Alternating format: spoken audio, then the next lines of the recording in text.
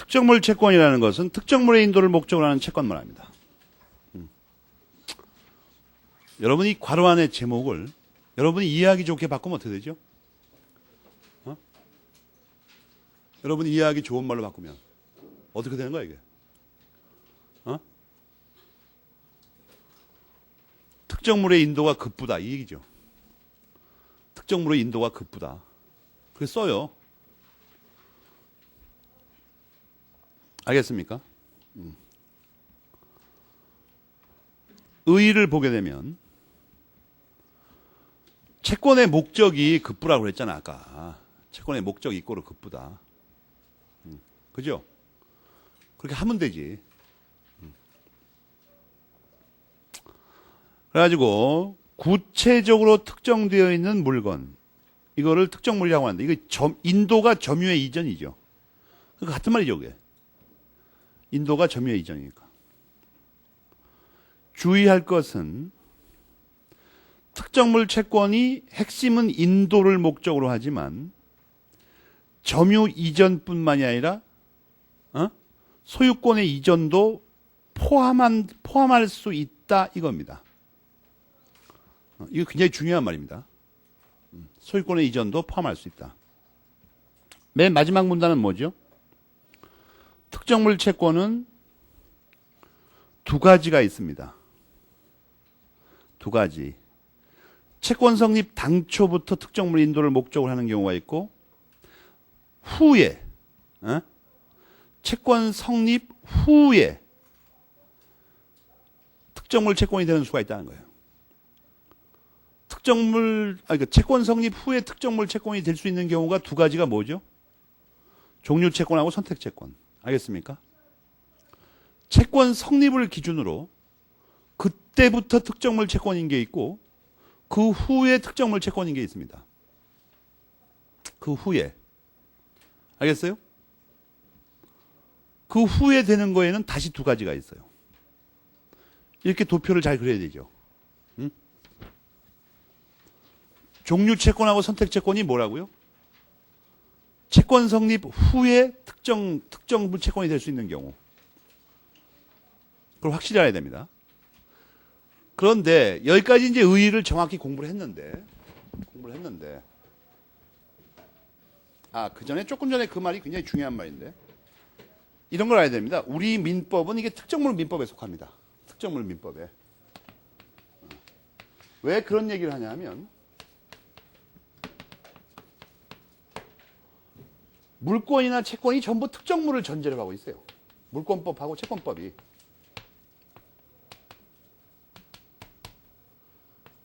이거는 아주 강력하죠. 현재 존재하는 특정물이어야 됩니다. 알겠습니까? 그렇지 않으면 물권이 애당초 성립 자체를 못해요. 그죠? 애당초 성립을 못한다고. 애당초. 이거는 근데 두 가지가 있어요. 현재 존재하는 특정물에 대해서 성립하는 특정물 채권이 있는가 하면 약간 완화돼가지고 그렇지 않은 게 있어요. 성립 후에 이거는 물권은 말이에요. 물권법의 객체인 물권에서는 현재 존재하는 특정물이 아니면 성립 자체를 못한다고. 알겠어요?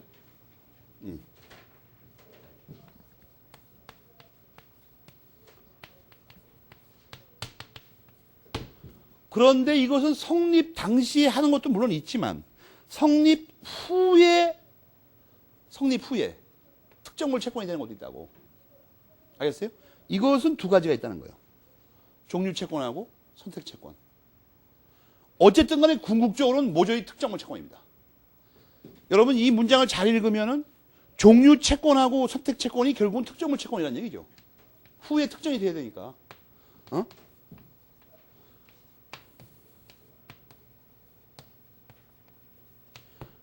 이거는 좀 몰라도 되고 이건 분류가 다른 거니까 나중에 되는 거니까 크게 특정물과 불특정물로 나눠서 이 불특정물조차도 언젠가 후에는 특정물 채권이 돼야만 됩니다. 알겠습니까? 성립 후에 언젠가는. 그렇지 않으면 이행이 안 되니까. 그러니까 결국은 뭐예요? 모조리 다 특정물 채권이라는 얘기입니다. 시기적인 차이만 있는 거죠. 성립 당시의 특정물 채권이어야 되느냐? 한참 후에 특정물 채권이 돼도 괜찮으냐? 이 차이밖에 없다니까. 우리 민법의 재산법은 특별히 특정물을 전제로 하는 겁니다. 특정물 민법이에요. 그래서 알겠죠? 그래서 그 중요한 말입니다. 맨 밑에 거.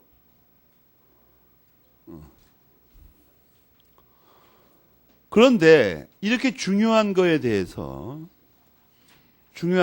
특정물 채권에 대해서 아무런 설명이 없어요. 우리 민법에는. 기껏 주의무에 대해서만 374조에서 규정하고 있죠. 딸랑 한 조문. 374조를 보면 특정물에 대해서 말이 없고 주의무만 나와 있어, 이상하게.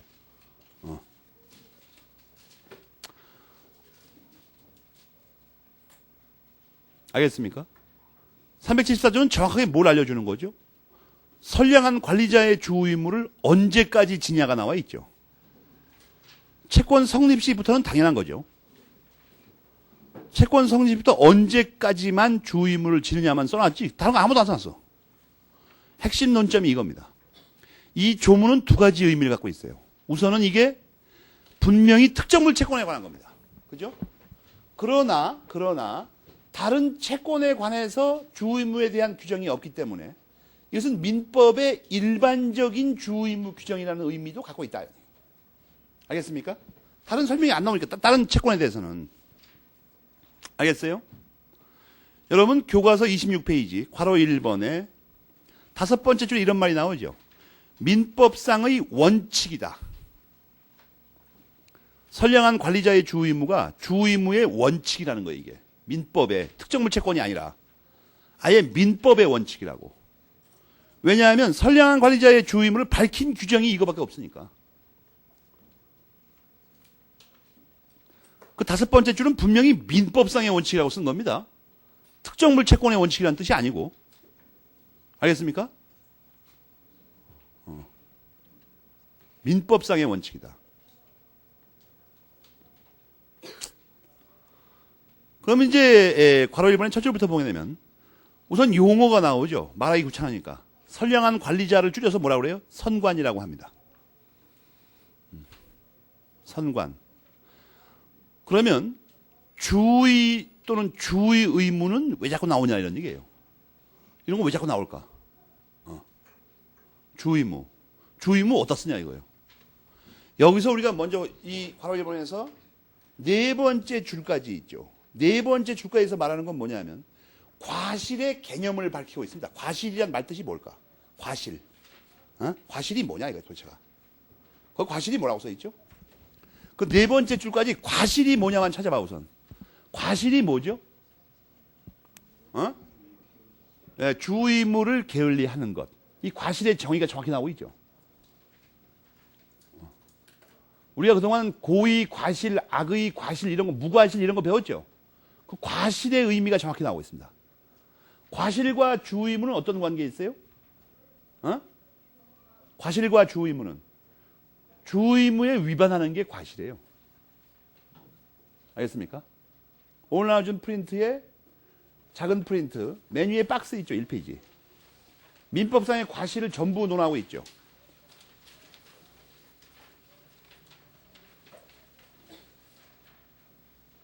그 박스 위에 제목이 뭐예요? 박스 맨 위에 있는 제목. 제목이 민법상의 과실 이꼬르 일정한 주의무를 게을리하는 것. 알겠습니까? 거기서 일정한에다가 왜 따옴표를 쳐놨어요? 일정한에다가. 이 주의무가 다르다는 거예요. 각각. 알겠어요? 여러분 여기 초학자가 많은 것 같으니까 그 게을리 앞에다가 일정한 정도로 또 쓰세요. 그럼 더 정확하죠. 일정한 정도로. 게을리 앞에다가 박스에 제목에. 그래서 앞에 일정한 가지고는 뭘 가르냐 하면 거기 추상적 과실, 구체적 과실이라는 게 보입니까? 그걸 가릅니다. 앞에 일정한으로는. 알겠어요?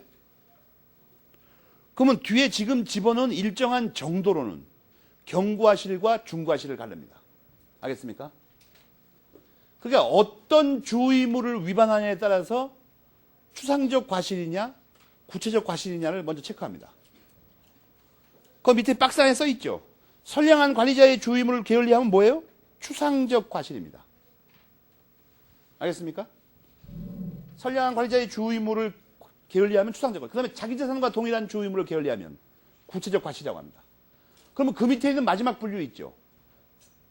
경과실, 중과실은 두 번째 일정한 정도를 말하는 겁니다. 보통 정도 게을리하면 경과실입니다. 가벼운 과실. 상당히 무겁게 게을리하면 그건 중과실이에요. 무겁게. 확실히 알겠습니까? 과실. 어떻게 자르는 건지. 그 표는 모르면 큰일 납니다, 이제. 근데 여러분이 공부하기 좋은 게, 잘 들어요. 그 표의 맨 오른쪽에 있는 구체적 중과실이 있죠. 그건 민법상 인정되지 않고 있어요. 그런 건 없어. 거기 써 있죠. 민법상 부인된다. 그러니까 그것은 빨간 볼펜으로 X표를 쳐놔요, 일단. 구체적 중과실이라는 거. 민법상 인정이 안 돼, 이건. 그건 여러분이 알 필요가 없어, 그러면. 알 필요가 없다고. 그따구 건. 그런데 말이에요. 앞에 세 개는 다 인정되는데. 그러면 우리가 앞으로 이걸 표현할 때마다 이 세 개를 명확히 구별해야 되죠. 추상적 경과실, 추상적 중과실, 구체적 경과실 이렇게 세 가지를 표현해야 된다고. 근데 법학 공부하는데 맨날 긴 말을 말하려면 짜증납니다. 이것 중에 어떤 거 하나를 확 줄일 수가 있어요. 어떤 거 하나를 그냥 과실이라고 말하는 게 편하다 이거예요. 말하기가. 그러면 그게 편하게 하려면 제일 양이 많은 걸 그냥 과실로 하면 되죠. 맨 앞에 게 제일 많아요. 그래서 보통 과실은 그거 말하는 거예요. 추상적 경과실. 그 표 이렇게 돼 있죠. 그럼 나머지는 몇 개 안 돼. 알겠습니까? 추상적 경과실은 좀 많습니다. 추상적 경과실은 두 번째, 세 번째 박스 다예요. 민법에 나오는 거. 판례상 인정되는 거 세 가지. 법전에 써 있는 거 거기 몇 가지가 있죠. 법조문을 다 찾아봐요. 거기 위에 거. 과연 그런 게 있나? 그 맨 위에 박스 보면 중대한 과실이라고 표현된다고 했죠. 중과실도 표현되고. 다 찾아봐. 힘들더라도. 빨리빨리. 과연 중과실이 필요한가? 찾으면서 그 오른쪽 빈칸에 뭘 하라고요? 법조문에 표제를 다 집어넣으라고. 3분의 시간을 줄 테니까 그거 다 채워봐요. 나는 이런 DIY식 자료를 좋아합니다. 여러분이 직접 꾸밀 수 있는 거. 이건 뭘 의미하죠? 여러분 스스로 민법을 스스로 조립하게 한다 이런 얘기예요.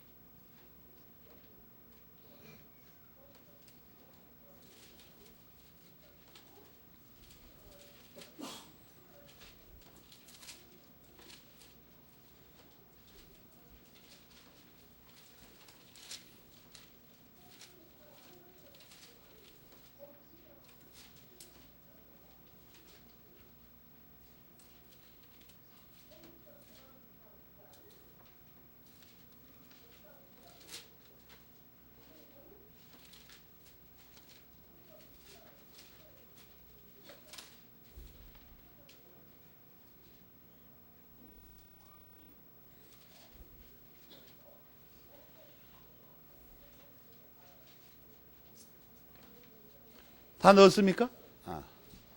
그래가지고 그거를 기억해야 됩니다. 중과실을 필요로 하는 경우를. 밑에 판례 3개 하고 다. 그 다음에 이제 그 구체적 경과실은 뭐가 있냐. 이거. 3개밖에 없어. 3개밖에. 이걸 어떻게 외우냐 하는 거예요. 이 구체적 경과실은 아까 구체적 과실이 뭐라고 그랬죠? 자기 재산과 동일한 주임이라고 그랬죠. 이것은 우리 민법상 입법자들이 친한 사람에게만 인정했습니다. 친한 사람. 친한 거에는 2가지가 있어요. 친한 거. 친한 거, 친하다. 여기서 나온 거예요. 친한 사람. 친한 사람은 친구가 있고, 여러분 혹시 저런 거 압니까? 이거 말고 우리 전통적으로 친하다고 하는 관계가 뭐가 있어요? 공자님의 말씀에서 나오죠. 유친 앞에 뭐가 붙습니까? 모릅니까? 여러분은 어느 나라 사람입니까?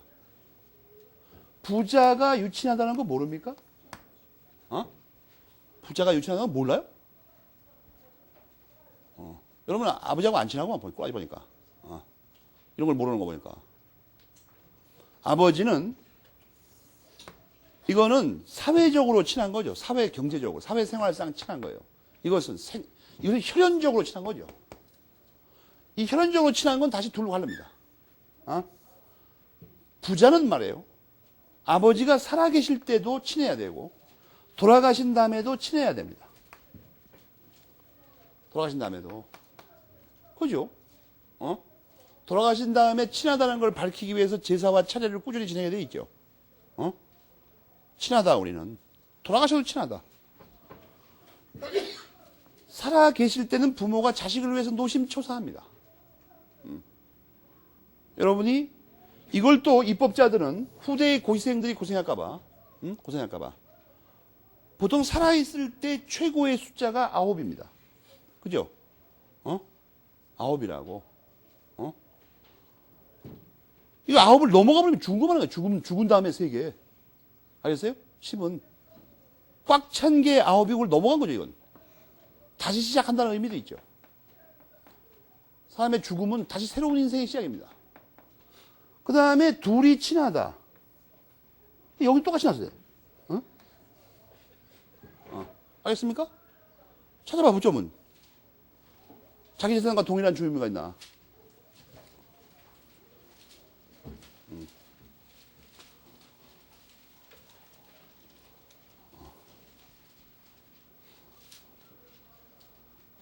살아계실 때는 뭐죠? 법정 대리인으로 친권자로서의 주임이죠. 어린 자식을 돌보는데 자기 재산과 동일한 주임을 돌본다. 돌아가시면 이번엔 자식이 돌아가신 부모의 재산을 공동상속재산 말하는 거죠. 정교하게 짜맞춰 놓은 겁니다. 이거 민법전. 알겠습니까? 이거는 사회생활상 우리가 친구라고 하는 놈들이 많지만 진정한 그 민법상의 진정한 친구는 뭐예요? 내 물건을 공짜로 맡겨놓을 수 있는 사람입니다. 믿을 수 있는 사람. 알겠습니까? 나도 맡길 수가 있고 맡겨주는 쪽에서 돈 안 받는다 이거예요. 그래갖고 이것은 그런 관계를 뭐라고 그래요? 나도 믿고 저 사람도 믿고. 몇 줄 와서 있어요. 찾아봐 빨리. 그런 조문이 있나? 있기는. 찾아봐야 될 거 아니야?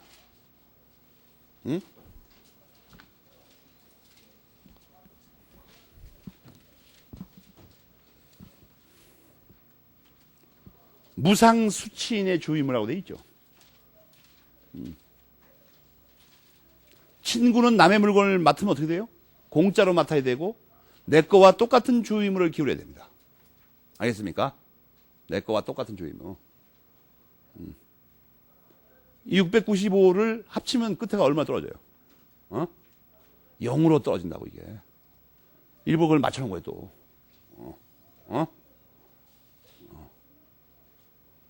세조문 알겠습니까? 여러분 내가 이렇게 설명하니까 에이 기억을 하게 하려고 하시겠지. 설마 입법자가 그렇게 만들었을까? 그렇게 만들었어요. 만들었다고. 여러분이 말해요. 훗날 시험에 붙고 나면 여유가 있으면 민법, 입법자의 의도가 속기록에 나와 있죠. 번역돼서. 한번 읽어봐요. 현재 4가지 법령에 대해서 나와 있던데 여러분이 특별히 이 다음에 꼭 읽어봐야 되는 게 민법과 형법의 그 입법자 의사가 나와 있어요. 찾아서 읽어보라고. 이 조문을 왜 이렇게 만들었나. 전부 다 나와 있어요. 이유가. 왜 표현을 이런 식으로 했는가. 어? 내가 또 이런 말을 한 말이에요. 어떤 그 싸가지 없는 학생은 그 책을 어디 가면 삽니까? 있다고 질문하는 학생이 있어. 찾아봐요. 여러분 학교는 왜 다니는가 도대체? 어? 건달해요 그냥? 학교 도서관에 든 국립중앙도서관이 싹 뒤집어 봐야 될 거 아니야. 왜 이렇게 세상을 편하게 살아요? 아주 불량해 내가 볼 때. 그래서 손끝 하나 움직이지 않고 편하게 인생을 한번 살아보려고. 우선 학문하는 자세가 그게 잘못된 거죠. 그따위 심보로는 공부를 할 수가 없어요. 거기서 이제 그럼 다 처리가 됐죠. 이 세 개하고 추상적 중과실 찾은 거 빼놓고 나머지 전부 다 뭐예요? 추상적 경과실. 우리가 보통 과실이라고 하는 겁니다. 과실은 또 법정에서는 어떤 식으로 주로 표현되어 있죠? 과실이라고 써 있는 것도 있지만 가장 많이 쓰이는 표현이 뭐예요? 알 수 있었을 경우라고 되어 있잖아. 알 수 있었을 경우. 그러니까 박스, 맨 위에 박스 안에 맨 왼쪽에다가 이꼬루 그 빈칸을 남겼죠. 그래서 내가 일부러. 알 수 있었을 때. 이런 말 많이 쓰잖아요.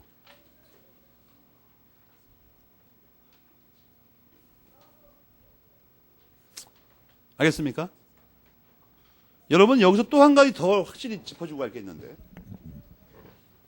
큰 오해를 하고 있던데 과실은 말이에요. 과실은 이런 걸 다 설명을 해야 돼?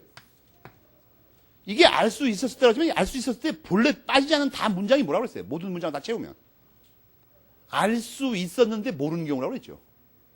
그러니까 과실은 선의의 일종이라는 걸 까먹으면 안 됩니다. 알겠습니까? 절대로. 과실은 이게 선의한 경우죠. 알겠어요? 이건 뭐죠? 알 수 있었는데 모르는 거예요. 일반적인 선의는 알 수가 없어서 모르는 거야. 알 수가 없어서. 여기에 한 가지 더 문제가 되는 게 하나 있죠. 여기에 포함되는 거 안 되는 거가 문제되는 거 뭐라고 했어요? 의심을 하는 경우. 이게 점유법에서는 어떻게 된다고 했어? 악의에 들어가요. 일반적으로는 선의에 들어간다고. 그래서 이 선의는 원래 3가지가 있어요. 3가지. 첫 번째 게 과실 선의입니다. 이건 알 수 있었는데 모르는 거야.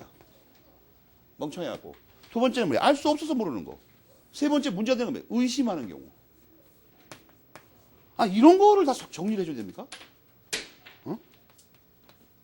이거는 왜 문제가 되냐면 이게 점유법에서는 빠진다 이거예요. 알겠습니까? 거기 핑크에다 이렇게 정리를 해요. 나중에 후회하지 말고. 선의의 한 종류가 뭐예요? 과실이에요. 선의의 한 종류가. 여러분 그 지문에 나오면 어떡하려고 그래?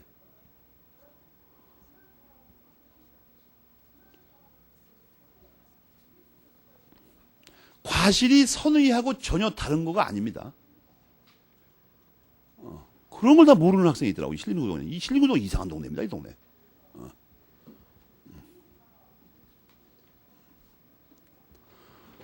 여러분 또 그러니까 항상 문제가 되는 게 뭐죠? 기초 개념이 잘못되어 있는 거예요. 무슨 대단한 논리를 잘못 알고 있는 게 아니라 애시당초 기초 개념이 잘못되어 있다고 애당초 그냥 아예. 그건 문제 생기죠 당연히. 그거야 말할 필요가 없는 거지. 애당초 선의 악의를 이렇게 분류를 잘 해보자고.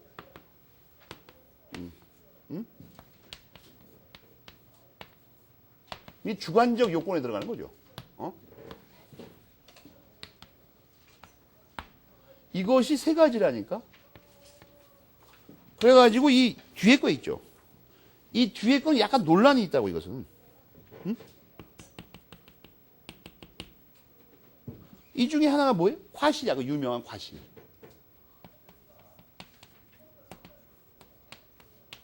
이건 뭐예요? 알 수 없어서 모르는 거. 이게 협의의 선입니다. 본래 의미의 선의. 아셨어요?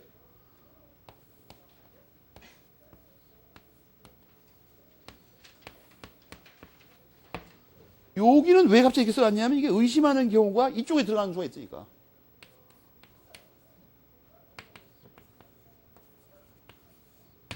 이건 여기 포함될지 모른다. 잘못하면. 점유법에서만. 응? 이런 걸 뭐 설명을 해야 되는 거 일일이 다? 여러분이 정리가 안 됩니까? 이런 건?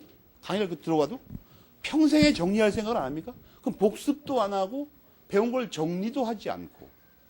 여러분은 매일 뭐 합니까? 조국에 대한 걱정 때문에 잠을 못 이룹니까? 뭐 하는 거예요, 밥 먹고 여러분은? 조국이 여러분에게 먹으라고 주는 밥이 그게 먹으면 되는 거예요, 그냥? 밥값에 상응하는 일을 해야 됩니다. 빈둥빈둥 하지 말고. 빈둥빈둥 하지 말라니까? 하루 종일 산봉한다고 왔다 갔다 해, 이상하게. 그럼 뭐 하냐고 그랬더니 계속 왔다 갔다 하는 놀지 않고. 그게 노는 거예요. 움직이지 않고 노는 건 죽은 거죠, 그냥. 움직이지 않고 노는 건. 아니, 나 정말 짜증나. 거기 이해가 됩니까? 지금 설명한 이 한 장의 표로 설명한 게 뭐죠? 26페이지 괄호 2번 위까지입니다. 교과서를 빠른 속도로 읽어봐요. 이제 쉽게 들어오죠? 작은 글씨까지. 쭉쭉 읽어봐, 그냥.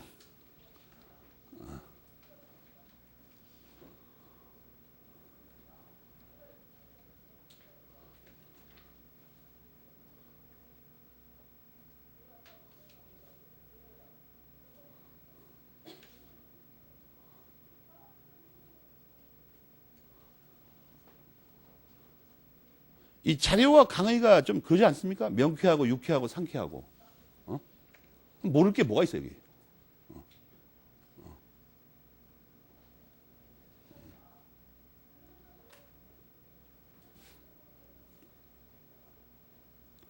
확연히 뚫리죠? 몇 가지만 주의하면. 그 다음에 이제 맨 밑에 그 괄호 2번 있죠. 이거는 별표로 한 10개 해야 됩니다, 10개. 이 괄호 2번 그 다음 페이지 두 번째 줄까지 완전히 푸른색으로 굵게 3색깔로 박스 쳐야 됩니다. 이게 채권법의 아주 토대가 되는 겁니다. 토대. 여러분 채권법 문제가 왜 안 풀리냐면 이건 몰라서 안 풀리는 거야. 이건 몰라서. 괄호 2번. 채권법 케이스 문제 같은 거 나오면 왜 안 풀리냐면 이걸 몰라서 안 풀린다고. 이 374조의 적용 범위를 명확히 알아야 됩니다. 314조 적용을. 우선 말이에요. 우선. 374조에서 가장 문제가 되는 문구가 뭐냐 하면, 문구가. 374조에 그 인도할 때까지가 뭐냐는 거야. 인도할 때까지가. 정확하게. 교과서에 인도할 때까지가 뭐라고 돼 있어요. 실제로 인도할 때까지입니다. 이행기 또는 변제기가 아닙니다. 실제로 인도할 때까지예요. 그러면 채권 성립 시부터 실제로 인도할 때까지 쫙 그냥 선량한 관리자의 주임을 지는 거야? 아니에요. 그 점이 어려운 거죠.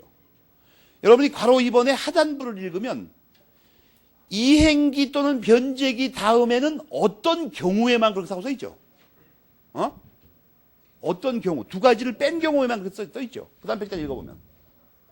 오늘 나눠준 프린트 2페이지 메뉴에 있는 박스 있죠. 그걸 거기다 붙여야 되는 거야. 2페이지 메뉴에 있는 거, 박스. 지금 이게 복사기계의 그 분량으로 잘 안 나왔는데, 싸구려를 쓰니까. 거무 틱틱한 부분이 보입니까? 왼쪽에 그 314조 성관조이면 다죠, 그게. 근데 오른쪽 거는 맨 밑에 것만이죠. 그거만 딱 칠해봐요. 아르무다운 색깔로 딱 칠해봐. 그 검은 틱틱한 부분이 있죠. 왼쪽에는 다고 오른쪽에는 셋 중에 맨 밑에 있는 것만. 같은 색깔로 칠해봐. 거기만 314조가 적용돼요. 그걸 나타낸 게 뭐라고요? 바로 2번의 문장입니다. 빠지는 두 개는 뭐예요? 그 세 개 중에 위에 두 개. 이거 모르면 채권법 문제 안 풀려. 케이스 문제. 완전 딴 거 적용하죠, 완전히. 미친 사람 모양. 위에 거 두 개는 말이에요. 여러분이 외우기도 좋아. 선량한 관리자의 주임에 위반하는 게 뭐라고? 보통과실. 그럼 보통과실이 아는 게 뻔한 거 아니야. 과실이 없던가 중과실이거나. 알겠습니까? 그걸 뭐 기억 못할 일은 없어요. 너무나 간결하게 표가 되기 때문에. 무과실하고 중과실이 있잖아. 그 맨 밑에 있는 거 뭐야? 그거 위반하는 게 추상적 경과실 아니야. 보통과실. 케이스 문제 나오면 이행기까지는 선량한 관리자 주임에 틀림없습니다. 근데 이행기 넘어가서 실제로 인도할 때까지는 셋 중에 어떤 건지 살펴야 돼요. 그거 쉬워요. 위에 두 개가 해당되는 것만 살피면 됩니다. 두 개 해당 안 되면 그건 전부 다 374조의 보통과실이야. 괄호 2번을 읽고 그 표가 맞는가 검색해봐요.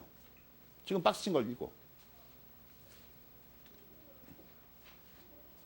이런 건 표가 더 정확하죠. 빠르고 이해하는데. 직관적으로. 문장이 이상하니까.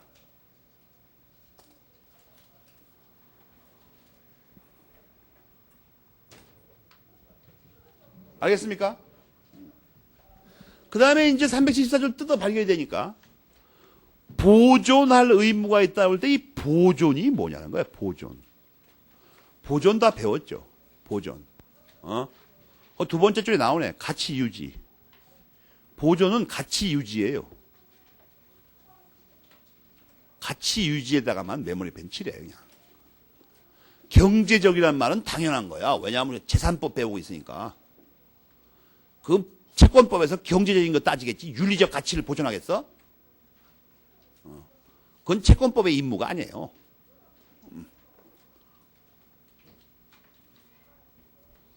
그러면 보존을 위해서 어떠한 행위를 해야 하는 기준은 뭐예요? 사회 통념이야 그냥 맨날. 기준의 99.9%가 사회 통념이라고 했죠. 통설 판례가. 괄호 4번은 뭐냐 이거야. 바로 이 선관주의를 게을리. 이 첫 줄에 선관주의를 게을리를 뭘로 바꿀 수가 있죠?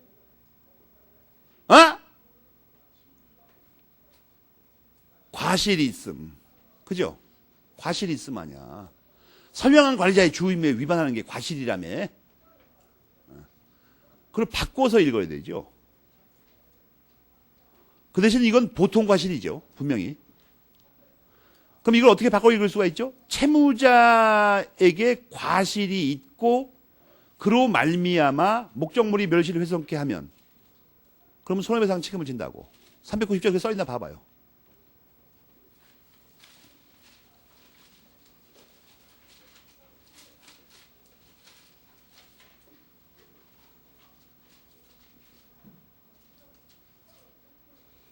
알겠습니까? 그러면 두 번째, 세 번째 줄. 두 번째 줄은 또 어떻게 바꿀 수가 있죠? 과실 없이죠. 채무자에게 과실 없이. 선관주의를 다하였음. 과실 없이죠. 그걸 또 빨간 걸로 네모쳐. 아는 척하지 가만히 있지 말고. 지금 들을 때는 아는 것 같지만 나중에 뭐 까먹으면 내가 틈없이 바꿔서 읽어야 되는데. 채무자에게 과실 없으면 어떻게 돼요? 손해배상 책임 안 져. 왜? 요건에 안 맞으니까. 여러분 390조든 750조든 과실 없으면 성립 안 하죠. 390조하고 750조를 읽어봐. 다시 한번 또 자꾸만 지겹게. 꿈에서도 악몽으로 나타날 정도로. 390조와 750조는 과실 없으면 안 돼. 그 얘기를 그냥 써놓은 거예요. 손해배상이라는 건 원래도 과실 없으면 안 되는 거야. 원칙적으로. 앞으로 여러분은 말이에요. 과실이란 말 나오면 자기도 모르게 수험생은 선량한 관리자의 주의무를 위반했구만.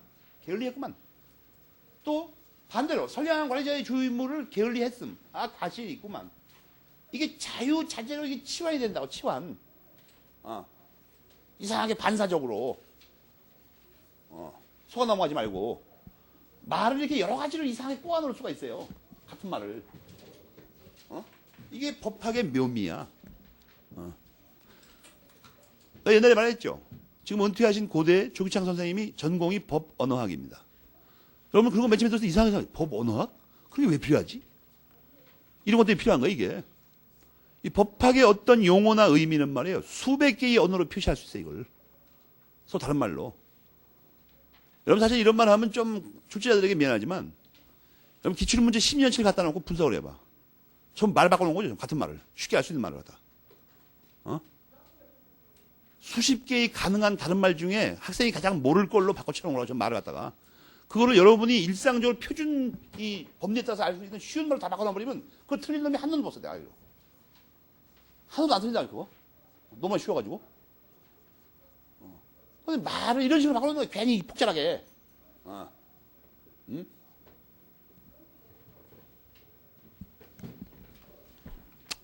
거의 그 얘기예요. 거기서는 위험이라는 단어가 나오는데 뒤에 배울 거니까 그거 잠깐 벗어납니다. 왜냐하면 여기는 좀 다른 문제가 있어요. 이 위험이라는 용어가 민법상 여러 가지로 쓰기 때문에 여기서 단순하게 말할 수 없습니다. 뒤에 나올 때 설명하려고. 그 다음에 기타의 효력이 나오는데 기타의 효력 1, 2, 3을 잘 보면 특정물 도구마죠. 기타의 효력이 옆에 괄호치고 제목이 원래 특정물 도구마입니다. 알겠습니까? 이 1, 2, 3은 374조와 함께 네 가지가 특정물 도구마 아니야 원래도. 오늘 나와 좀 프린트에 있는 특정물 도구마라고 써면 됩니다. 기타의 효력이라면 여러분 못 알아듣잖아. 딴 건 줄 알고 또 외울 생각하고 앉았잖아 지금. 알겠습니까? 그 마지막 게 문제가 되죠. 괄호 3번. 괄호 3번. 이거는 내가 옛날에 말했는데 이거에 속으면 큰일 나요. 여기는 과실만 문제 삼고 있죠. 근데 목적물의 인도라는 게 물건이 움직이는 거죠 지금. 물건이 움직이면 뭘 따야 된다고 그랬죠? 그런 거 모르니까 이 채권법 문제가 안 풀리는 거야 갑자기. 논점 다 빼먹어버리고. 왜냐하면 기껏 하는 게 노예식으로 마치 노예처럼 책에 있는 것만 쓴다. 있는 것도 다 못 쓴다. 있다고 생각하셨죠? 요새 또 누가 말하는 거 보니까 어떤 글 써놓은 거 보니까 참 어떤 수험생이 뭐 논점을 다 알기는 애시당초 불가능하니까 몇 개만 외운다 이렇게 써놨어. 그 미친놈이죠 그거. 지나 그렇게 거지같이 살지 그게 뭐가 어렵다는 거야 도대체. 공식적으로 돼 있는 건데 이게.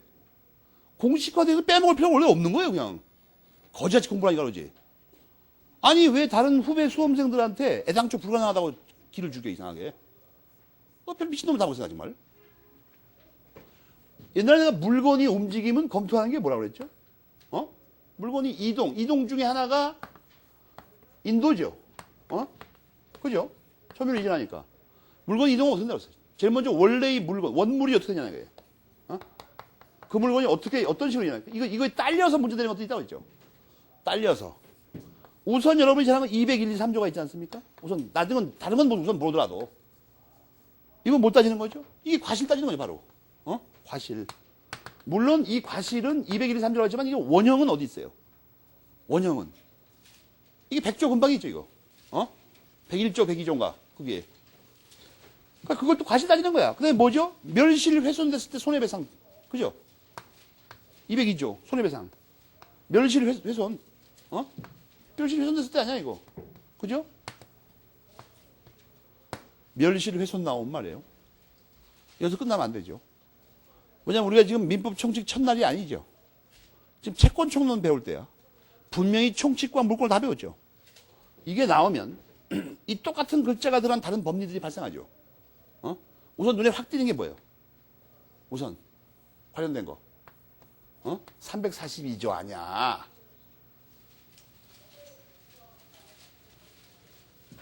342조. 그렇지 않습니까? 202조만 멸실훼손이 들어가 있는 게 아니잖아, 지금. 이건 뭐에 관한 거야? 비용 아니야, 비용 상환. 이거 외에 총칙에서, 이건 물권법에서 배운 거고. 물건 이동할 때. 총칙에 따라서 배운 건 뭐예요? 물권법에 또 하나 있긴 있죠, 참. 부합 있죠, 부합. 물권법에.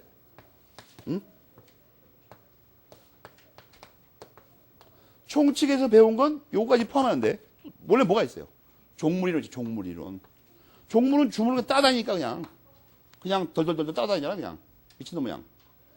이거를 한꺼번에 검토해야 됩니다. 원래의 물건이 이동한다? 그럼 부수적으로 이게 한꺼번에 다 검토해야 된다고. 책에는 지금 이것만 써놨지만, 책에는. 이거는 당연히 검토하는 걸로 알고 쓴 거예요, 저거는. 다 배웠으니까 이제. 알겠습니까? 이 경우에 이건 손해배상이고 이건 뭐죠? 이게 물상대위. 그죠? 물상대위. 어? 그러니까 여기까지 한꺼번에 다 검토된다. 물건이 움직이면. 여기서는 지금 강윤 선생님이 여기서 뭘 썼냐면 앞으로 배울 걸 채권법에 들어왔으니까 뭘 말하고 있죠? 587. 응? 그죠? 거기서 매매의 특례 말이에요. 이렇게 기성에 배운 거에 추가하는 중이에요, 지금. 기존에 배운 거에. 알겠습니까? 추가하는 중이라고. 물건이 이동하면 어떻게 돼요? 저렇게 된다니까? 저걸 앞대가를 따서 외우든지 어떻게든 간에 저게 DNA에 입력돼 있어야 됩니다. 민법 공부하는 사람한테는.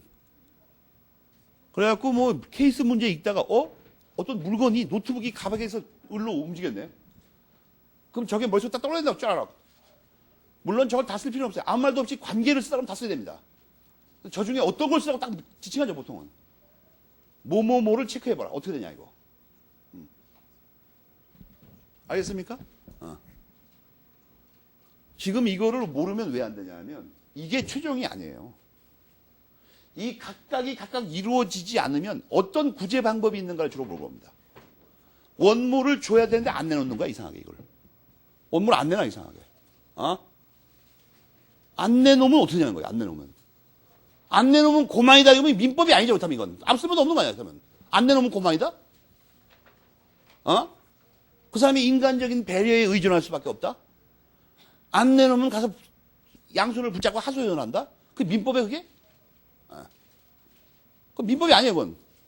내놓으라고 할 수 있어야 되죠, 이거. 그것들을 배울 거라고, 이제.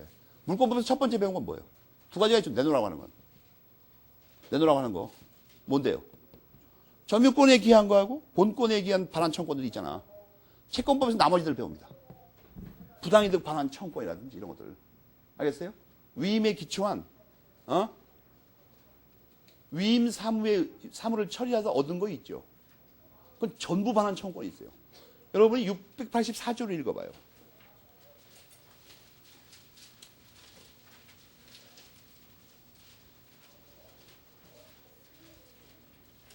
남의 일 하다가 얻은 물건이 있죠.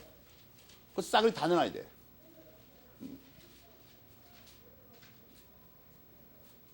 남의 일 하면서 얻은 물건 떼어먹으면 큰일 납니다, 여러분. 부당이득 반환 청구권은 747조를 읽어보면 여러분이. 부당이득 반환 청구권이 왜 저기 관련이 되냐면 원래 원물 반환하게 돼 있죠. 원칙적으로. 그죠? 그 747조는 원물이 깨졌으면 어떻게 된다고 써 있어요.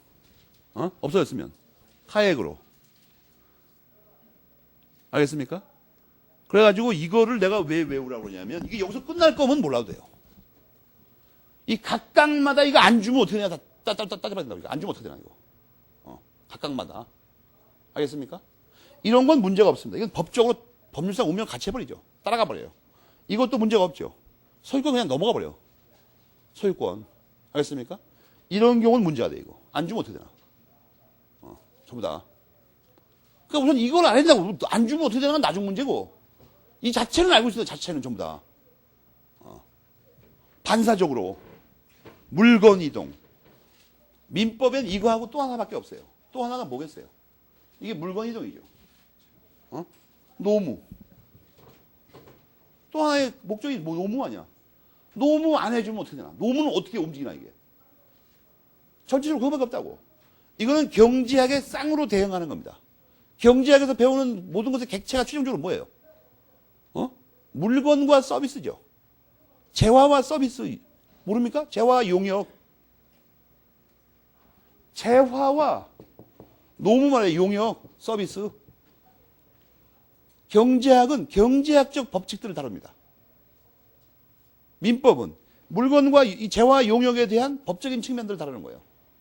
어떻게 요구할 수 있고 안 주면 어떻게 처리하나 이걸. 알겠습니까? 필요 어려운 거 아니야 이거? 경제학도 두 개로 구성되어 있죠. 재화에 가서 먼저 배우고 노동은 별도의 법리에서 움직이죠. 재화처럼 안 움직여. 사람이 걸려 있으니까 이게. 어? 저런 걸 다시 또 복습을 해줬으니까 뒤늦게라도 깨달은 사람들이 있죠. 오늘 집에 가서 할 일이 뭐예요? 특정물 7가지. 물건 이동. 이게 막 여러분 칼 마르크스의 유명한 법칙 중에 양의 진로의 전환이라는 법칙을 압니까? 모릅니까? 역시? 여러분 아는 건 뭐가 있어요? 휴대폰 문자 메시지 보내는 거 알고 있습니까? 그게 삶에 그렇게 도움이 됩니까? 그런 건 몰라도 괜찮아요. 이걸 알고 있어 차라리. 두 가지를 통달해야 됩니다. 양의 진로의 전환이 뭐냐면 원래는 양적으로 아무리 많아도 이게 진로는 승화가 된다는 보장이 없죠. 근데 마르크스는 오랜 연구 검토를 거쳐가지고 어떤 곳이 양이 너무 많아 버리면 질적으로 승화해 버린다는 거야 이게. 그러니까 대가리 빠가고 잘 알지 못하는 상황에서 뭘 뒤따 쓴다고 되는 일이 아니에요. 근데 너무나 많이 써버리면 이게 체득화돼 버려요. 체득화돼 버린다고 잘못하면. 그래서 우리 학습 과정에서 반복을 매우 중시하죠. 그것 때문에 그러는 거예요. 원래 이런 것을 종이에 50장 쓴다고 그래서 이게 머릿속에 들어가는 보장은 없어 사실은. 판에만 있지 이게. 근데 이걸 너무 해버리면 머릿속 들어가 버려 잘못하면 이게. 자, 여기까지가 특정물 채권입니다. 특정물 채권의 3가지 논점이 뭐예요? 특정물이 어떤 거냐 이거야. 선관주의물은 뭐냐? 그거예요. 그리고 뭐예요? 근데 특정물 도구마. 그다음에 물건 이동. 왜냐하면 이 특정물 채권, 종류 채권이라는 게 제목에도 나오지만 물의 인도를 목적으로 하는 거죠. 물의 인도. 그러니까 물건이 이동한다고 이게. 물의 인도. 그 다음에 그 유명한 종류물 채권 또는 종류 채권을 본다. 원래 이 정확한 명칭은 종류물 채권입니다. 그런데 입법자가 이걸 그냥 종류 채권이라고 했으니까 이건 같은 말이 3개입니다. 종류 채권 이꼬로 원래는 종류물 채권이에요. 같은 말 괄호 안에 뭐예요? 불특정물 채권. 불특정물 이꼬로 종류물입니다.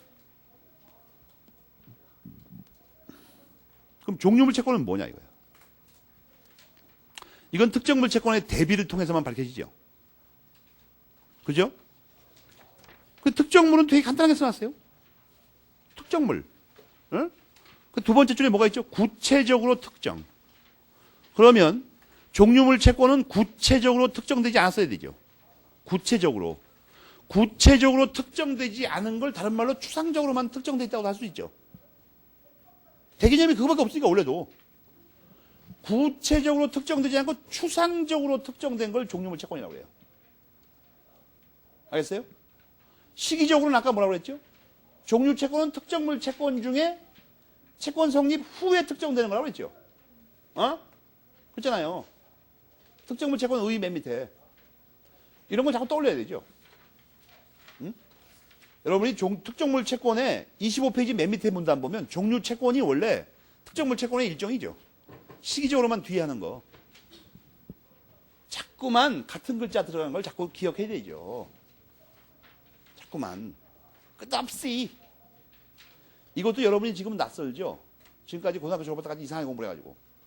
자꾸 훈련 쌓으면 이렇게 돼요, 사람이 또 이제. 그것만 보여, 이상하게. 핵심만. 핵심이라는 게 어려운 것도 아니죠. 글자가 같으면 되는 거죠, 그냥. 같은 글자 어디 들어가 있나. 의의를 보면 일정한 종류에 속하는 물건의 일정량의 인도를 목적으로 하는 채권. 이렇게 돼 있죠. 여기서 추상적으로만 정해져 있다는 게 뭐냐는 거예요. 28페이지 첫째 줄에서 찾아봐요. 추상적으로만 특정되어 있다는 게 뭘 말하는 거죠? 물건의 종류와 수량만 특정되어 있다는 거야. 물건의 종류와 수량만. 알겠습니까? 그걸 알아야 됩니다. 그걸 알아야 돼. 그러면 뭐가 안 됐냐 이거야. 이 추상적으로 정했다는 게 종류와 수량만 정한 거 말합니다. 박윤 선생님이 이런 걸 말해. 좀 앞에다 써놓지 말이야. 꼭. 학생 못 알아내게. 29페이지 로마자 3번 첫째 줄 읽어봐. 29페이지 로마자 3번 첫째 줄. 거기 추상적으로 그걸 빨간 네모 쳐요. 추상적으로 정하는 게 뭐라고요? 종류와 수량만 정하는 거. 그걸 거기다 뒤에다 써서 이상하게 왜? 학생들 헛갈리게. 곽윤 선생님 심보는 뭐예요? 지금쯤이면 학생들이 임영호 선생한테 대개념을 다 배웠을 거고 책 읽는 법을 알 거다 이렇게 생각하는 거죠. 그러나 현실은 배운 거는 맞는데 이상하게 남아있지 않다. 잘. 왜? 임영호 선생님이 불량해서? 아니에요. 학생이 불량해서.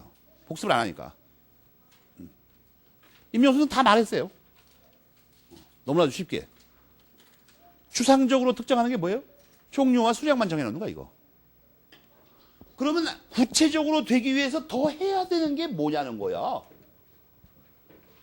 29페이지 로마자 2번에 우선 있네. 29페이지 로마자 2번에. 우선 있죠. 그죠?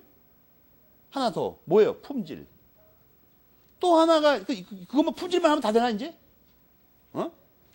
다 돼? 29페이지 로마자 3번에 특정하려면 또 뭘 해야 된다고 나와 있죠? 응? 뭘 해야 된다고 나와 있어? 로마자 3번에. 응? 종류 중에서 구체적으로 가려서 정. 가려서 정. 알겠습니까? 가려서 정을 뭐라고 그러죠?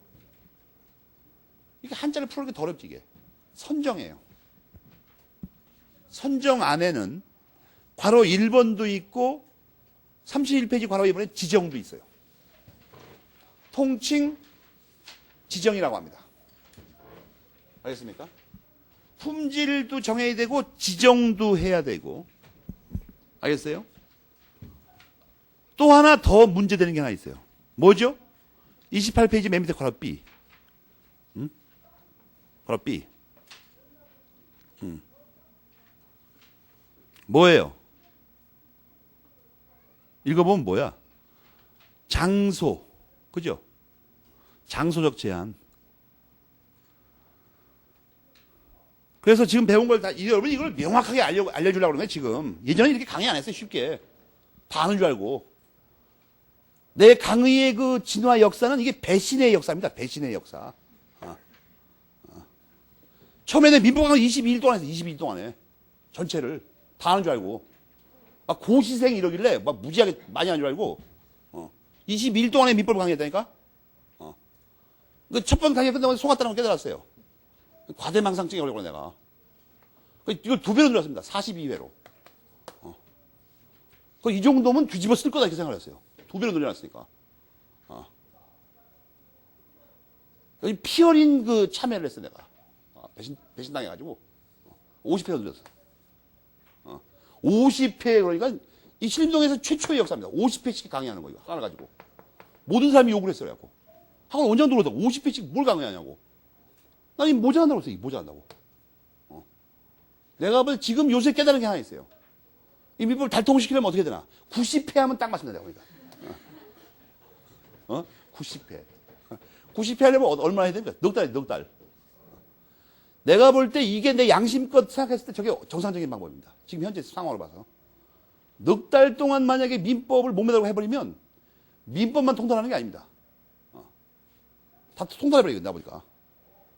근데 이건 내가 생각해도 문제가 있어요, 약간. 우선 내가 문제야, 내가. 힘들어서 못해, 이거. 나 도대체 이거. 열받아가지고. 네 명에 못 죽어, 이거 잘못하면. 지금에서 거의 60회 가깝죠. 그러니까 최초에서 3배로 늘어난 거야, 내가 보니까. 최초의 이 상황에서. 이 배신의 역사. 이거 우리 근대사하고 똑같죠, 운명이. 배신 때리는 역사, 이거. 지금 무슨 얘기다, 그 얘기가 참 중요한데. 물건을 구체적으로 즉, 특정을 하려면, 뭐를 정해야 되냐, 이거야, 도대체가. 그걸 알아야 될 거 아니야, 뭐가 특정인지 도대체가. 뭘 정한다는 건지. 그러니까 무대표로 그냥 특정해, 그냥. 여러분, 이 다음에 여러분이 실제로 접할 건 뭐예요? 변호사가 되거나 판사가 되면 검사가 되면 뭘 해야 됩니까? 구체적인 거래 계약서를 봐야 된다고. 이거 딱 보면서 그걸 알아야 돼요. 뭐가 특정된 건가, 안 된 건가, 이거. 그럼 뭐 찾을 게 있어야 될까요? 뭐를 정했으면 특정된 거고, 아니면 안 되는 거다, 이거. 이런 거 판별을 못하니까 케이스 문제 못 푸는 거야, 이거. 뭐 특정되는지 안 되는지 알 수가 없으니까 도대체가. 뭐가 어떻게 되는지. 그런 해괴망측한 공부 방법이 어디서 나오죠, 도대체 이 동네는? 맨 처음에 정해야 되는 게 뭐라고 했어요? 하여튼 종류 채권이든 뭐든 간에 무조건 정해야 되는 게 종류하고 수량이죠. 종류하고 수량. 일단 그건 무조건 정해야 되는 거냐, 그건. 그죠?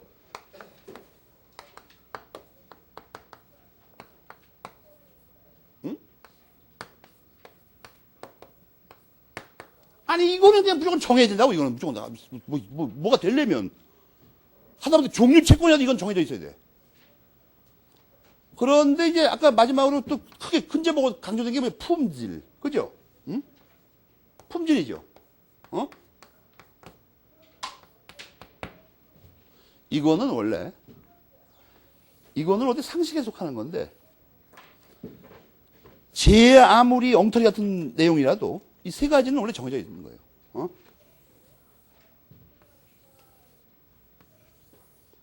이 세 개는 기본 인자입니다. 기본 인자. 알겠습니까? 여러분이 채권법 계약편에 소비 대차 있죠? 소비 대차의 조문을 찾아봐. 저번에 찾아봤었지? 소비 대차.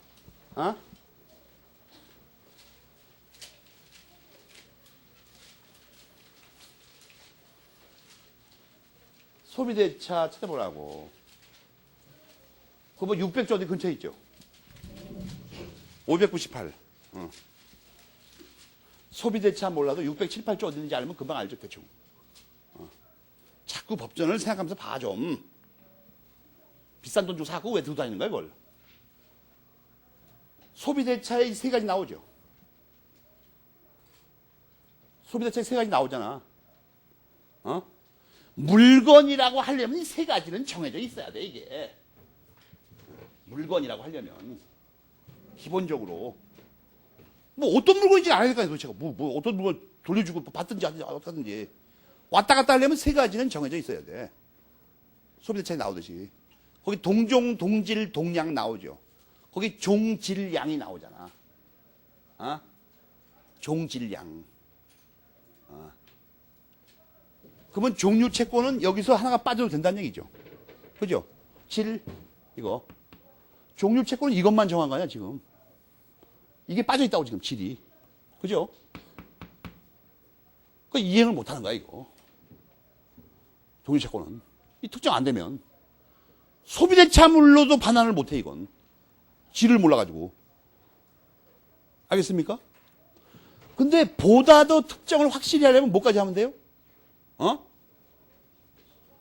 우선 그 순서를 약간 바꿔서 이게 장소적으로 확정이 됐어야 됩니다. 장소. 이건 이제 이건 꼭 요소는 아니에요. 보완적으로 하는 겁니다. 핵심 요소는 마지막에 있는 지정입니다. 지정. 알겠습니까? 지정. 지정은 어려운 게 아니고, 이거, 저거, 뭐 이렇게 하는 건 지정이라고 그래요. 알겠습니까? 여러분, 가게 가면 그렇게 안 삽니까, 물건? 가게 가면 맥주도 여러 개 있죠. 그럼 여러분, 이걸 주세요. 이렇게 하죠. 저걸 주세요. 아니면 추상적 어떻게 하면 합니까? 지정도 추상적도 할 수 있죠. 제일 시원한 걸로 주세요. 맥주. 저는 위장이 약하니까 따스한 걸로 주세요. 위장 약하면 술 처먹지 말아요. 따스한 맥주는 왜 퍼먹고 앉아있어? 무슨 말인지 알겠습니까? 이런 건 부수적인 겁니다, 사실은. 민법에서 꼭 필요한 건 뭐예요? 여기까지예요.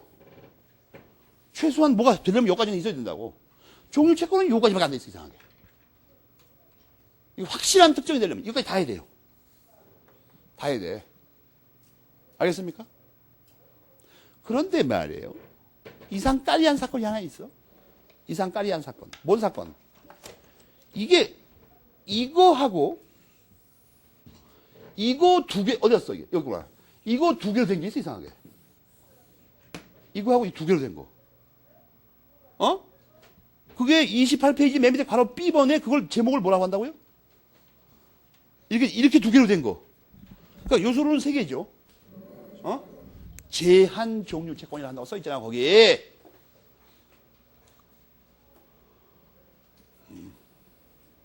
알겠습니까? 제한 종류 채권. 이렇게 뭐가 좀 명확해야 될 거 아니야? 이거 무슨 말을 하는지도 제가.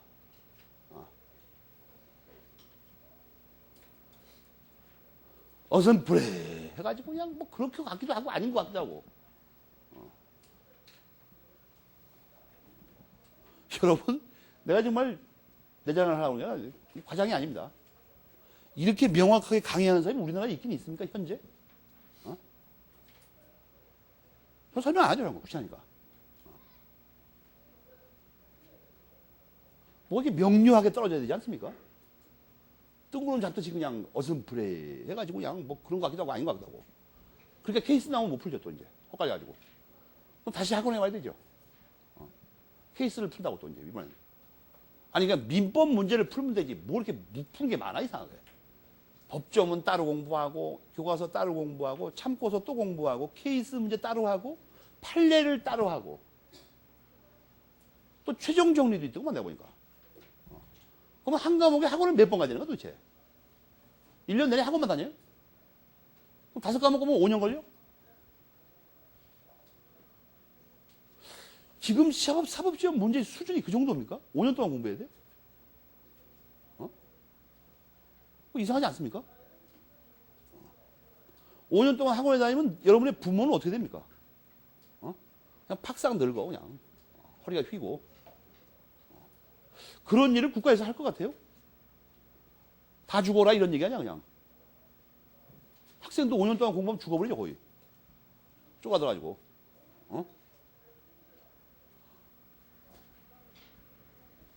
특정되는 안 되는가를 따지기 위한 요소가 몇 가지예요? 이거예요.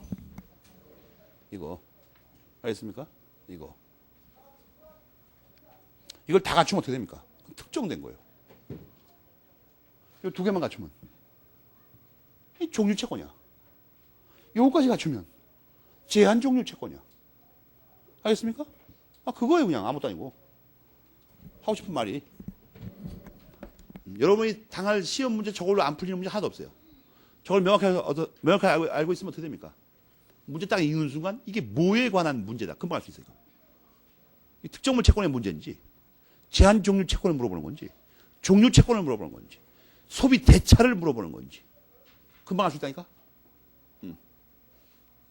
그 외에 어슴푸레하게 살아, 인생을. 알겠죠? 근데 여기서 이제 이걸 알면 또 하나 아는 게 하나 있어. 또 하나 아는 거. 민법에, 여러분 물권법에서 재미라는 말 나왔었다고, 재미. 이번에 채권법에서 이상한 말이 나와요. 개성. 28페이지 보면 첫째 문단, 둘째 문단을 읽어가지고 개성에다가 빨간 걸 네모치고 컬러풀하게 칠한 다음에 개성. 이거 굉장히 많이 나와요. 채권법에서 개성. 물권법에서는, 담보물권법에서는 재미가 요소입니다. 재미. 담보물권법의 핵심 개념은 재미예요. 재미. 채권법의 핵심 요소는 개성이야. 개성. 28페이지 어딘가 첫째 문단, 둘째 문단에 나와 있죠. 개성이 도대체 뭐예요? 응? 여기서 말하는 개성이 뭐야? 개성 모르면 이 책을 읽으나 마나요, 지금 이거. 중요한 개념이다 보니까. 이거죠. 이거 3개. 아니, 이거 2개 정해져 있다며? 정해져 있지 않은 거 아니야? 보나마나. 종류채권은. 개성이 뭐예요? 이거 3개야. 개성. 그래야 지금 말이 되는 소리 아니죠, 지금. 이 3개는 안 중요하게 보는 거야, 종류채권은. 알겠습니까? 3개는. 품질이 어떤지, 어디 있는 건지, 구체적으로 어떤 건지, 이걸 개성이라고 그래요. 이걸 안 중요시하는 거야, 이거. 3개를.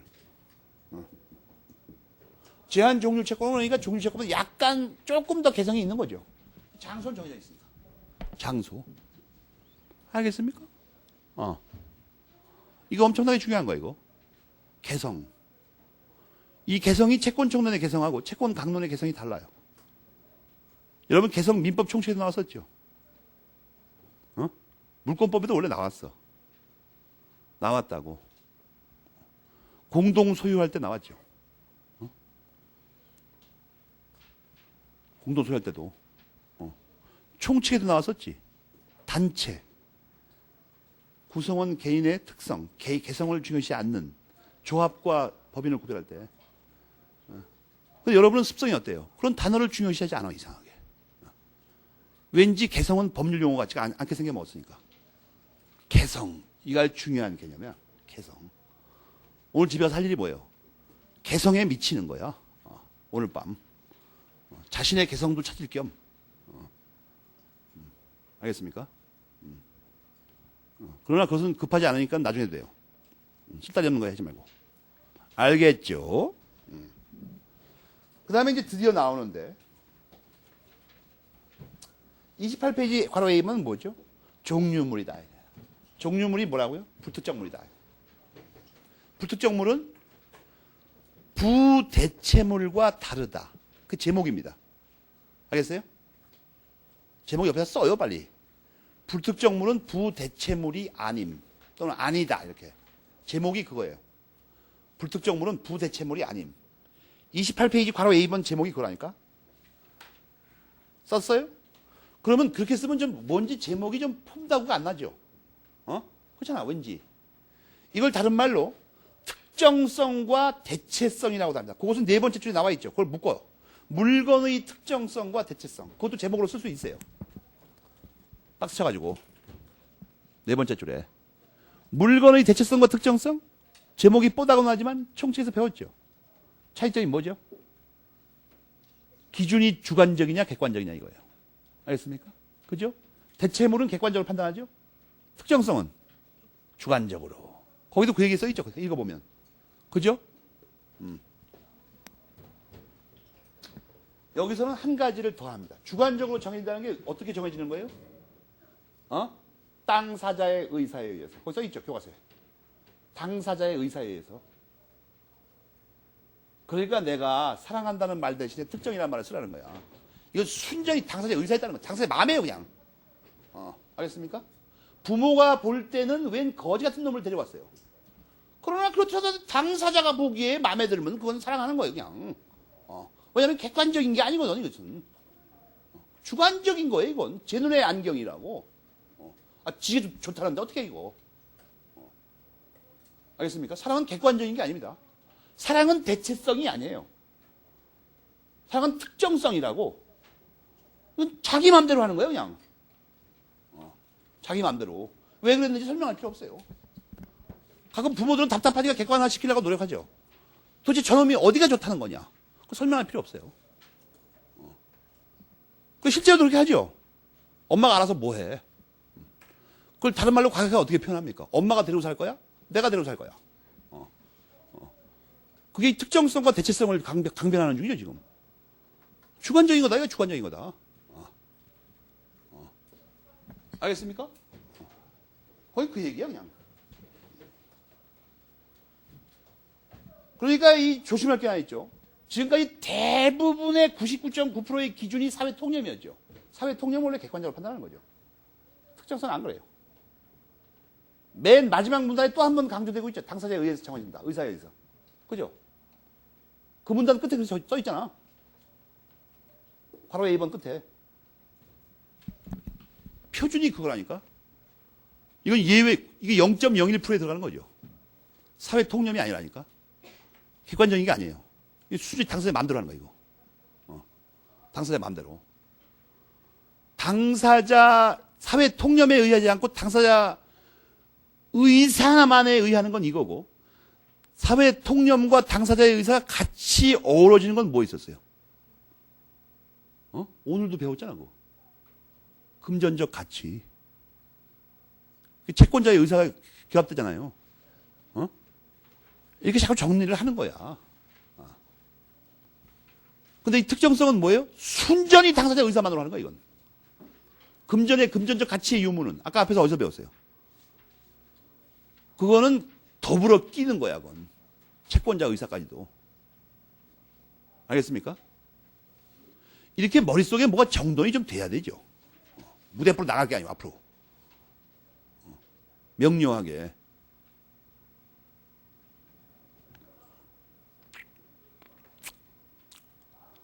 알겠죠? 괄호 B번 설명했죠? 근데 가끔가다 이런 말을 하는 사람이 있어. 옛날에 한번 그런 질문을 받았습니다.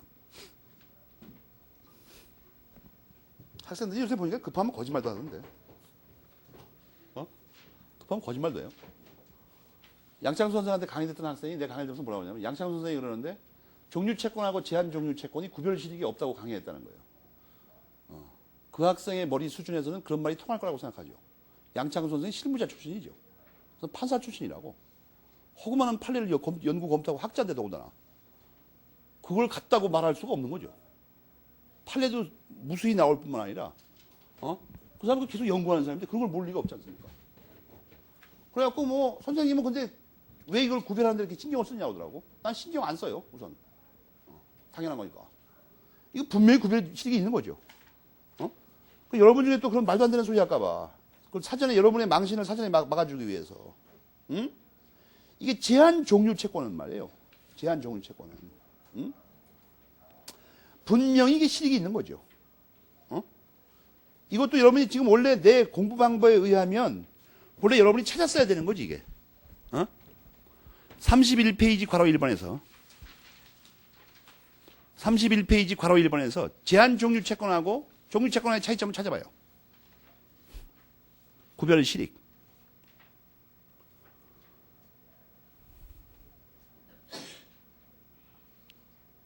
분명히 써 있죠. 뭐이 차이 나는지가.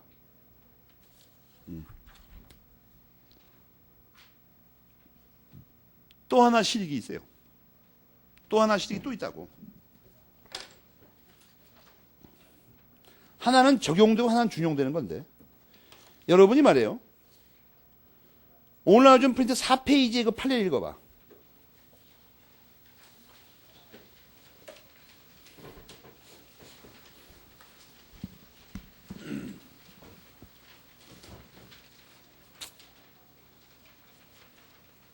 이게 목적물의 특정에 관해서 제한종류 채권은 준용됩니다. 알겠습니까? 준용된다고. 종류 채권은 당연히 적용되고. 아니 물론 차이는 없어요. 똑같이 처리하는 거는. 그럼 하나는 준용되고 하나는 적용된다고. 알겠습니까?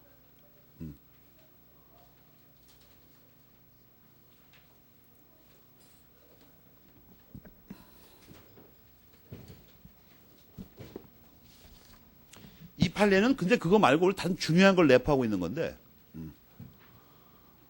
여러분 오늘 여러분 그 판례 같은 거 여러분이 직접 찾아 공부하라니까 지금 이 프린트물에 나와 있는 판례들이 현재까지 나와 있는 판례 교재에 안 나와 있죠. 이게 매우 중요한 것들입니다. 알겠습니까? 이거 날짜도 꽤 된 것들이죠. 거의 1년 가까이 된 것들이에요.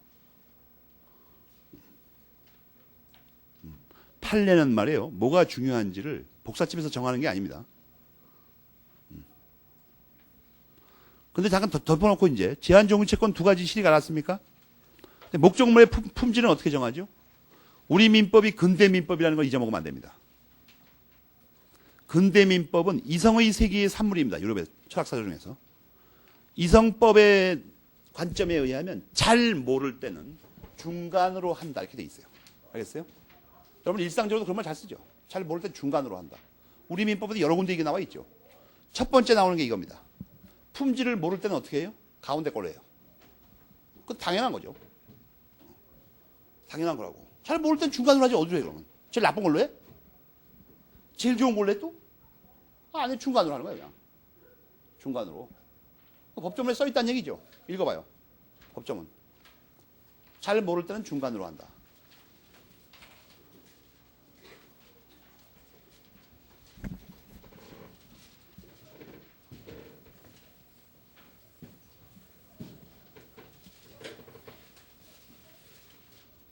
그런데 그거는 이제 별게 아니에요. 그까짓 거는 뭐 법조문에도 있고, 생각해보면 알 수 있는. 한 번 들으면 안 잊어먹고.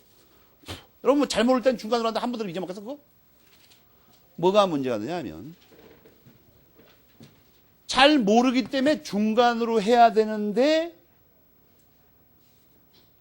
상대방을 따스히 배려하려고 상등품을 주면 어떻게 되냐는 거예요. 상등품을 줘버리면. 얼핏 생각할 때는 중간짜리 줘도 되는데 고급 걸 줬으면 그건 여러분이 이렇게 생각하죠. 고마운 일일 뿐이다. 어? 민법에서 그렇게 안 따져요. 이게 어떤 때 말이에요.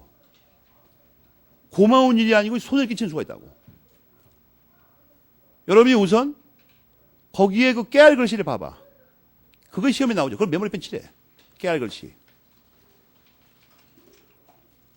예를 든 게 뭐예요? 여러분 그거 잘 모를 텐데 이런 걸 한번 생각해봐. 중등품을 줘도 되는데 가게를 한번 생각해봐. 강남에 어떤 담배가게 하나 있어요. 강남 중앙지역에. 슈퍼에. 또 하나 어디냐 하면 이너머 난곡 달동네 한가운데 담배가게 있어. 담배가 지금 떨어져가지고 원래 그 중간치를 줘야 되는데 최고급 담배 요새 얼마입니까? 우리나라에서 팔리는 담배 중에 제일 비싼 게 얼마야? 담배 피우는 사람 많죠 여기. 담배값도 모르고 비싸게. 그러니까 민법을 이해 못하는 거야 지금. 자기가 하는 일에 대해서 뭐 세심한 적이 없는 거야 그냥 덜렁덜렁 그냥. 예를 들어서 이 5천원짜리 피자 이거야.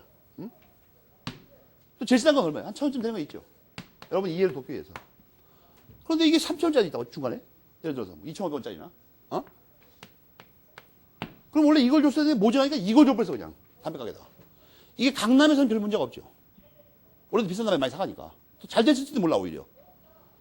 담배 가게에 보면 이게 할당량이 떨어집니다 이상하게. 얼마짜리 담배 얼마짜리 담배 얼마 이게 강제로 줘버려. 그런데 그렇지 않아도 강남에서는 지금 비싼 담배가 귀해가지고 죽을 판인데 이걸 줘버렸다. 이건 횡재한 거예요. 근데 이게 거꾸로 난곡 달동네에서 갑자기 이게 없어가지고 이걸 줘버리면 아무도 안 삽혀 저거. 너무 비싸가지고. 달동네는 저런 거 안 삽히죠. 정신 나간 노가다 말고는. 자기 일당이 하루에 몇천 원밖에 안 되는데 무슨 5천원짜리 담배 피면 어떻게 되나 이거. 1,000원짜리 삽혀야 되는데. 담배가 가보니까 5천원짜리면 다 쌓여있어요. 안 팔려. 저 보관비만 들어가죠. 그렇잖아요. 팔리지도 않고.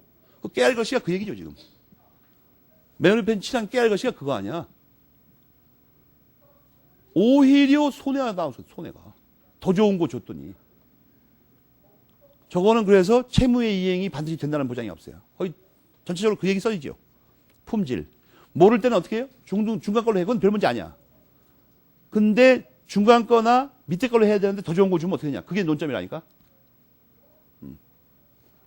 그것은 반드시 채무 이행이 안 될 수가 있어요. 이해가 됩니까? 그 문장. 나중에 까먹을 사람하고 써놔요. 담배. 이렇게. 담배라고만 써요. 담배 피우지 쓰지 말고. 뭐가 되는지 문제가 돼요? 채무 불이행이 되는지. 더 좋은 거 줬는데 채무 불이행이 되는 수가 있어. 잘못하면. 일상생활에서도 마찬가지죠. 일상생활에서도. 특히 부모들이 이런 짓 잘하죠. 티셔츠 하나 사죠. 그래서 보통 사준 줄 알았더니 220만 원짜리. 그럼 왕짜리 나는 수가 잘못하면. 부담돼가지고. 이걸 어떻게 입고 다니나 이거. 설악산에 MT 가는데 티셔츠 하나 사달라고 했더니 220만 원짜리 사줬어. 그럼 막 가죽 케이스 사가지고 보관하고 다녀 막. 찢어질까봐. 220만 원짜리 이거 나무에 그렇게 해서 팔 떨어지면 곤란하죠 이거. 팔아나 이거 한 80만 원 할 거 아니야 이거. 그래서 막 가뜩이나 힘들어 죽겠는데 그거 가죽 가방에 싸가지고 뛰어다니다 이거. 티셔츠 벗어가지고. 그 얘기하는 거지 그 얘기. 그 다음에 이제 중요한 게 이겁니다. 종류채권의 특정. 이건 뭐예요? 이건 뭘 말하는 거죠? 종류채권도 어디 특정물 채권이라는 거예요. 근데 어떻게 해요? 나중에 특정되는 거야, 이건. 나중에 특정. 그러니까 이 특정이 제일 논점이죠. 특정. 특정 어떻게 하나, 이거? 특정이란 뭘 말하는 거예요? 지정하는 거라니까? 지정. 지정엔 두 가지가 있어요. 괄호 1, 괄호 2. 알겠습니까? 그런데 괄호 3도 있어. 그런데 1, 2, 3 전부 안 하면 어떻게 되냐는 거예요. 그건 오늘 나눠준 프린트 4페이지에 있잖아. 작은 거. 그걸 거기다 절묘하게 붙여야 돼요, 여러분. 오래가지고. 괄호 3 한번 읽어봐요. 괄호 1, 2, 3 한 줄씩만 읽어보고 괄호 4번 읽어봐.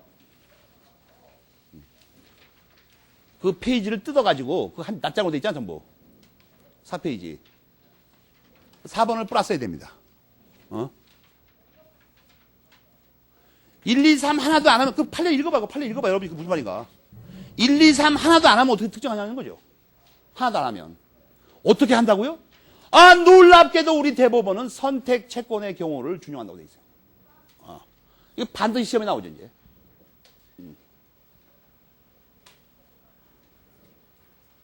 알겠습니까?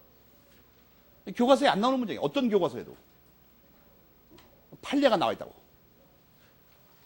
세 가지 다 안 하면 어떻게 하냐는 거예요. 선택 채권의 예에 따라서 한다. 채무자에게 넘어간다고, 이제. 그 3번과 3번 다음이죠. 거기다 빈칸 억지로 막 만들든지 해가지고 꾸겨 넣는 거예요, 여기다가. 오려가지고.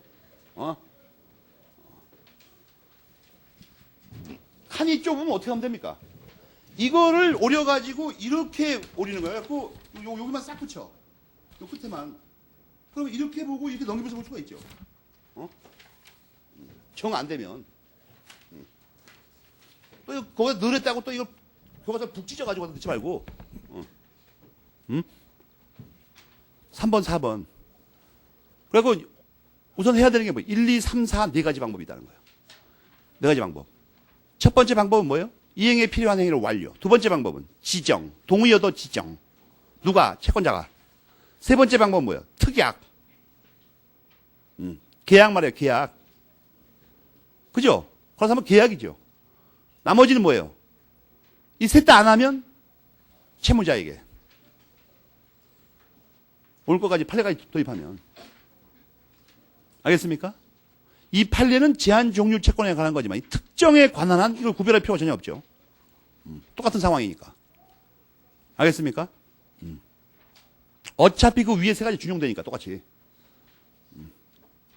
그래서 네 가지가 있다는 것까지 오늘 강의한다 이거예요. 여기까지 하겠습니다.